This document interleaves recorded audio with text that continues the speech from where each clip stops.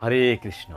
যখন বাচ্চা গর্ভের মধ্যে 7 মাসের হয় তখন সবচেয়ে বেশি কষ্ট হয় তার। কেননা মায়ের তখন টক, ঝাল, মিষ্টি, নোনতা এই সমস্ত খাবার খেতে ইচ্ছা করে এবং যতটা এই সুস্বাদু খাবার, স্ট্রং খাবারগুলো খাবে ততটাই কষ্ট পাবে তার গর্ভের সন্তান। কিন্তু মা এদিকে খুব সুখে আছে, আনন্দে আছে। কেননা উনি অনুভব করছে আমার সন্তান পেটের মধ্যে লাথি মারছে, নাড়াচাড়া করছে, তার মানে খুব সুস্থ আছে। কিন্তু তার মা জানে না যে সন্তান কতটা কষ্ট অনুভব করছে সেখানে। আপনি ভাবুন, আপনার চামড়া তখন শক্ত হয়েছে, আপনি বড় হয়েছেন, একটু লঙ্কার গুঁড়ো ঢেলে দেবেন তো, দেখবেন কেমন জ্বালা করে। কিংবা আপনি যে একটা সুস্থ মানুষ, আপনি রাতে বেলায় খুব ঝাল খাবার খেয়ে শোন, আপনি দেখবেন রাতের বেলা গলা জ্বলবে এবং ঘুম থেকে উঠে যখন আপনি বাথরুমে যাবেন তখন আপনি মলমূত্র ত্যাগ করার সময় টের পাবেন যে কিসের ঝাল লাগছে। রাতে যে খেয়েছেন সেটা তো মলমূত্রের মধ্যে এসেছে।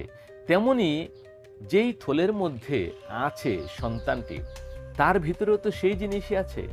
অর্থাৎ এই সমস্ত ঝাল, টক, নোনতা যাই কিছু খাচ্ছেন, এই সব কিছু কিন্তু আপনার শরীরের মধ্যে আছে, পেটের মধ্যে আছে এবং গর্ভের সন্তানও গর্ভের মধ্যেই আছে। সে তখন এই পুরো ঝালটাকে তার চামড়াতে, তার গায়ে সে অনুভব করতে পারে। সেই ঝালের জন্য, সেই যন্ত্রণার জন্য সে ছটফট করে বেরোনোর চেষ্টা করে সেখান থেকে, কিন্তু বেরোতে পারে না। তখনই ভগবানকে স্মরণ করে, হে ভগবান, হে প্রভু, আমাকে মুক্তি দাও। কেন আমার পিঠ জ্বালা করছে, কেন আমার সমগ্র গা জ্বালা করছে, কেন আমার এত কষ্ট হচ্ছে।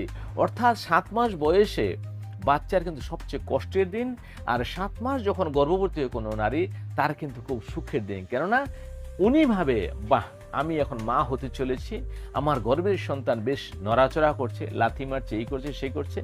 কিন্তু সে যে এই ঝাল তৈলাক্ত জিনিসগুলো খেয়ে সন্তানকে এতটাই কষ্ট দিচ্ছে সেটা কিন্তু সে জানে না।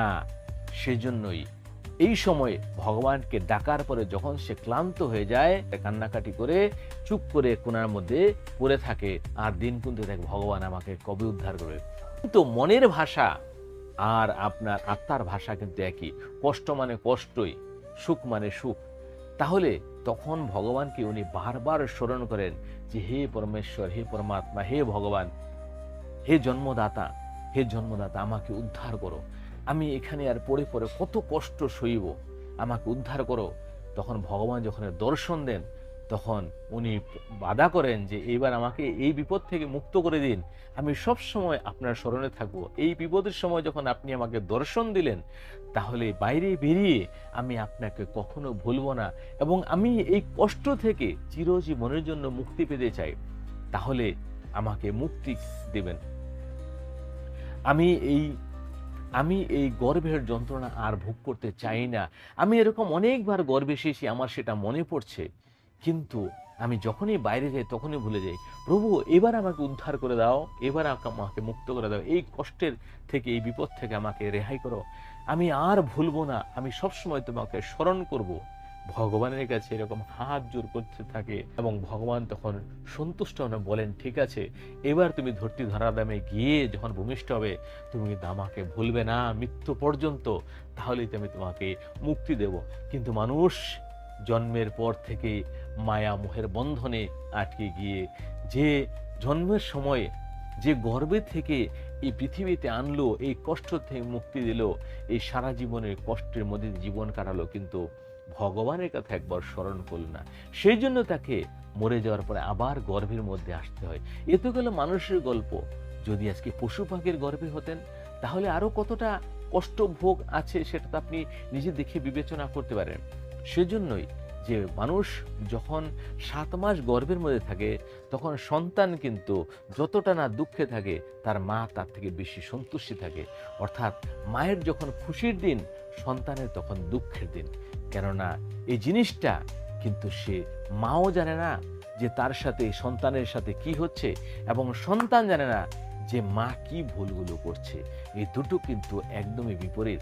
কেননা যখন সে লাথি মারছে পেটের মধ্যে থেকে, তখন মা আনন্দ পাচ্ছে, কিন্তু সেটা জানে না যে সে কেন লাথিটা মারছে। এবং সন্তান জানে না যে আমার মা কি খেয়েছে বলে আমার শরীরে এত আজকে কষ্ট হচ্ছে, এত জ্বালা যন্ত্রণা হচ্ছে, কিন্তু সেটাও কিন্তু জানে না। তাহলে এটা যদি আজকে জানেন, যারাই গর্ভবতী রয়েছেন 7 মাস হয়ে যাওয়ার পর থেকে এই ঝাল, টক, নোনতা, মিষ্টি জিনিসগুলো যে খাচ্ছেন, এই সব কিছু বর্জন করে দিন সন্তানের সুস্থতার জন্য, সন্তানের ভালোর জন্য। হরে কৃষ্ণ, হরে কৃষ্ণ। ভালো থাকবেন।